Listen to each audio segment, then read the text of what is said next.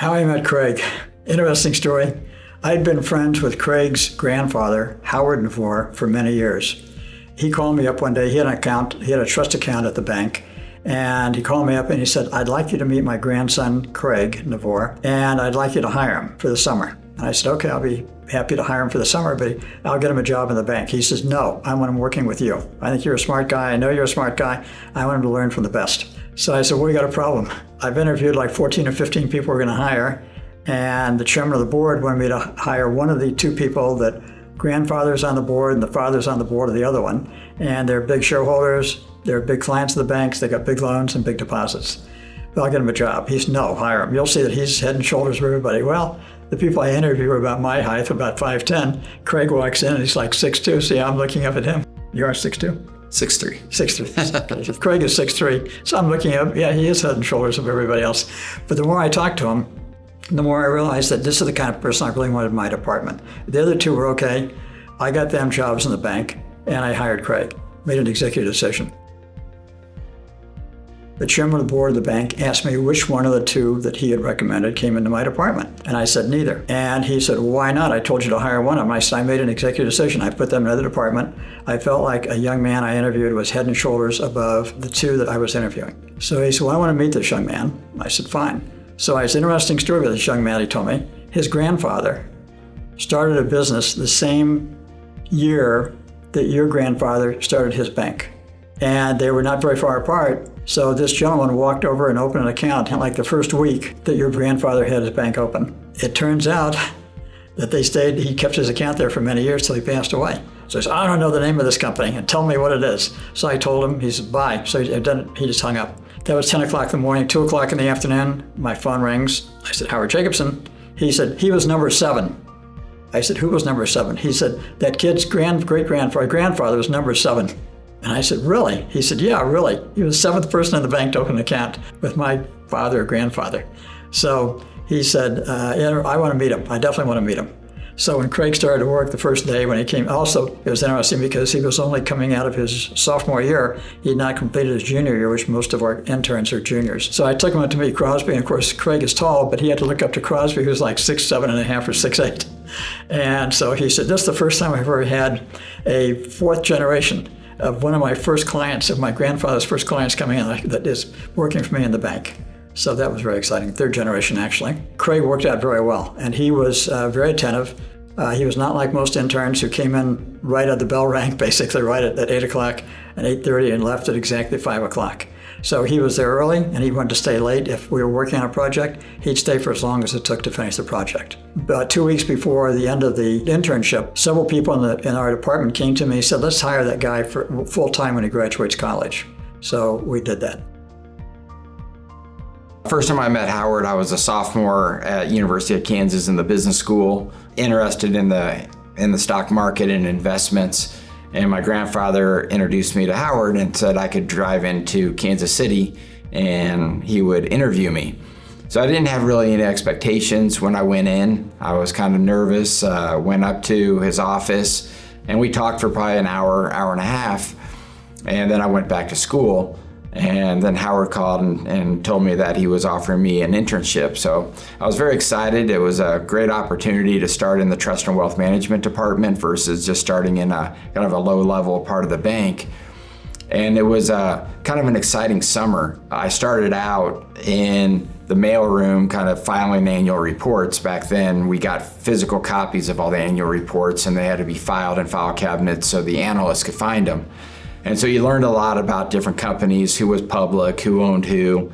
But then as the summer went on, people went on vacations, people were gone. So I got a chance to spend a couple months in the trading department, which not a lot of interns got to do. So I got to see how stocks were traded, how bonds were traded. I got to help process trade tickets, and really got to meet a lot of the different people in the department, got to really see how the markets were working. Also just kind of an interesting story. That summer, the bank was changing over from the old, what we call the Wang green screen computers to Windows. And so everybody was going around trying to teach the senior executives how to work a mouse and how to work a Windows operating system. And so there was a lot of activity that summer. That was a lot of fun. and got to come back over winter breaks and help out when they were short-staffed, and led to a full-time job when I graduated, which was a very exciting opportunity. Question comes up, what did I see in Craig? Why would I hire him back after he worked in the summer? As I mentioned, in the summertime when he was there for an intern, he did such an outstanding job. It might be 4:30, 4:45. He finished his job, so normally most interns would come in and say, hey, I finished my job, can I leave early?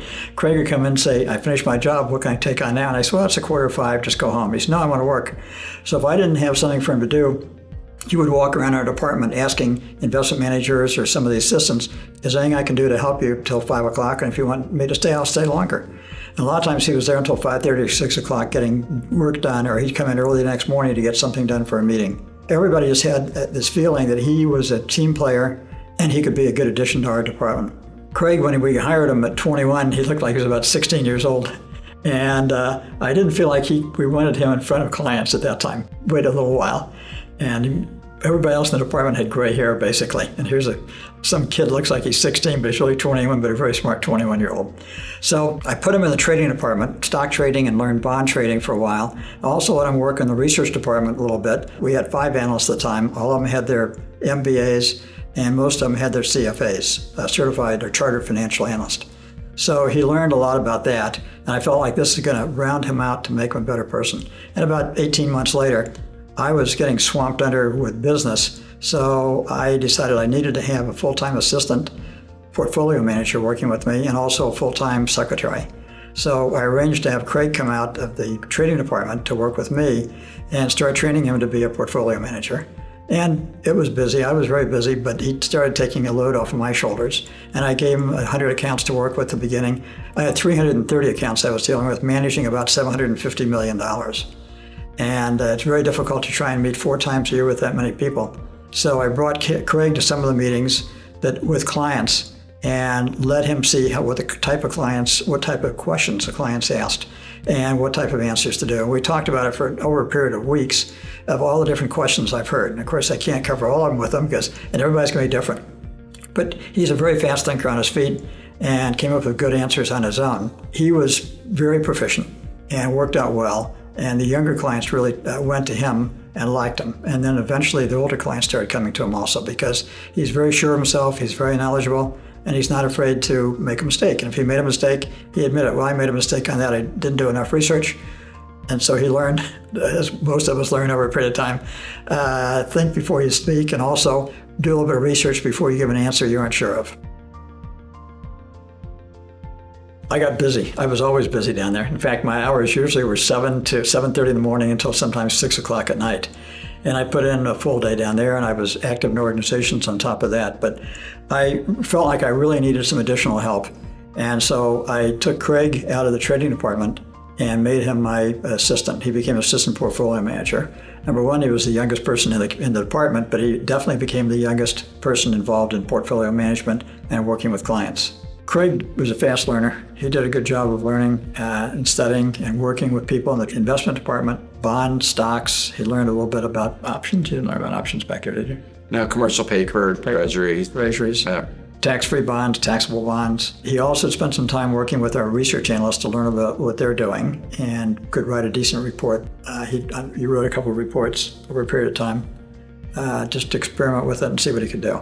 So everybody was impressed with him, as impressed as they had been during his summer internship program, and even more so because he was more mature. So I brought him out to be my assistant portfolio manager. He took over some of the smaller accounts that didn't need as much work on them and started working with those clients. And I especially gave him some of the second and third generation clients I was dealing with because they were more his age. I felt like I was doing a good job with them, but he could connect with them also. And he did an amazing job, and I kept getting compliments of what a good job he was doing from clients and also from people in our department.